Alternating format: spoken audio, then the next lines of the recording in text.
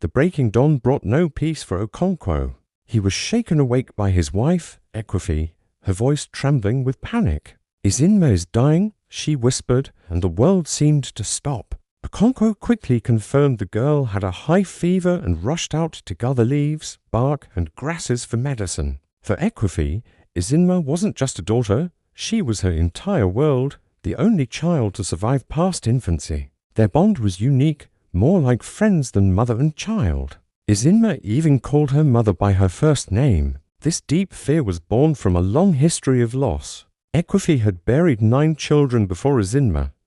Each was given a name heavy with sorrow and hope, like on Wambiko, meaning death, "I implore you," or Ozomina, "May it not happen again." After so much grief, a medicine man told them the cause. An Ogbanj was tormenting her. An Ogbanj is a wicked child spirit, one that dies only to be reborn into the same mother's womb. A cruel cycle of grief to break this curse. The medicine man had even mutilated the body of Ekwefi's 3rd child, hoping to dissuade the spirit from returning. When Izinma was born, she was often sick, just as an Ogbanj child would be. But unlike the others, she always survived, a year before our story truly begins. A famous medicine man finally found her Iuwea special buried stone that tied the Ogbanj, spirit to the living world. Destroying it should have been the end of their troubles. Yet, every time Izinma so much as sneezed, the old terror would grip Ekwefi's heart, a chilling reminder of the children she had lost. As the community went about its day, a great ceremony began a trial to administer justice. From a secret hut, a place forbidden to all women, the ancestral spirits of the clan emerged. These were the Egwugwu, masked figures representing the 9 villages of Umofia. Their presence was terrifying.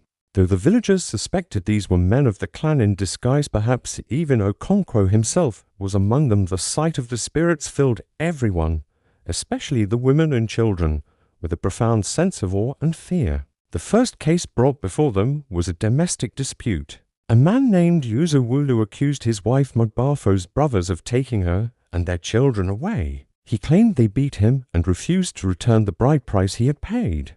But Mugbafo's brothers told a different story. They described Uzawulu as a brute who beat their sister without mercy, once so badly that she lost a child. They declared he must come and beg Mugbafo to return, and they issued a stark warning: if he ever laid a hand on her again, they would cut off his genitals. The leader of the Egwugwu, with a voice that boomed like a roaring fire, decreed that justice must be served. He ordered Uzawulu to go to his in-laws with a pot of palm wine and beg for his wife's forgiveness. He then told the brothers that if their sister's husband begged her, they must let her go back. The spirits declared that the duty of a man is to love and protect his wife, not to beat her like a drum. As the matter was settled, one of the village elders muttered that such a small family squabble shouldn't have wasted the great spirit's time. Later that evening, the air was still thick with the day's events. Ekwefi sat with Izinma, telling her a story to pass the time. It was a folk tale about a cunning and greedy tortoise. Long ago, the birds were invited to a great feast in the sky. Tortoise, wanting to go, convinced the birds to each give him a feather so he could make wings. As they flew, he suggested they all take new names for the feast, as was the custom. He chose the name, All of You. When they arrived, the hosts presented the magnificent feast. Tortoise loudly asked, "For whom is this prepared?" The hosts replied, "For all of you." And so, Tortoise claimed the entire feast for himself, eating the best food and drinking the finest wine, leaving only scraps for the angry birds. Furious, the birds took back their feathers, leaving Tortoise stranded in the sky. He begged Parrot to take a message to his wife, tell her to bring out all the soft things from their hut so he could jump down safely.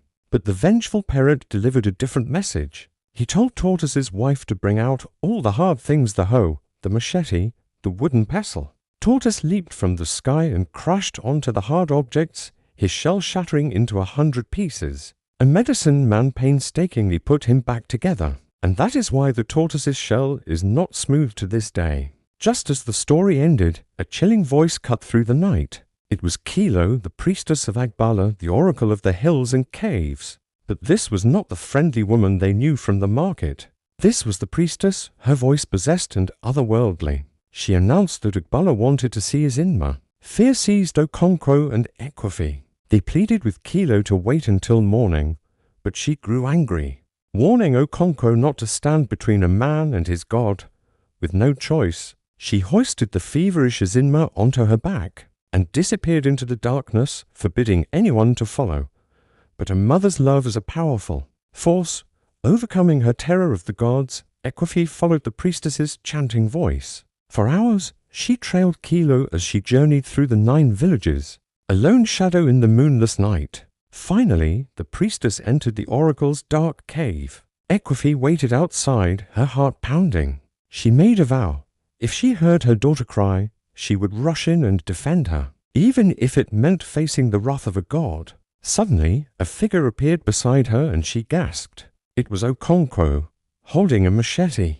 He hadn't followed her, but his own worry had led him here. He said nothing, simply sitting beside her in the dark, a silent guardian. In that quiet moment of shared fear and love, Ekwafi remembered the night she had run away from her first husband to be with him. She had knocked on his hut, and he had opened the door. No words were spoken. He had simply led her inside, and their life together began. Now, years later, they were together again, waiting in the dark, ready to fight the gods for their daughter. Thank you for watching this chapter-by-chapter exploration. If you found this story as moving as I did, please like, share, and subscribe for more deep dives into classic literature.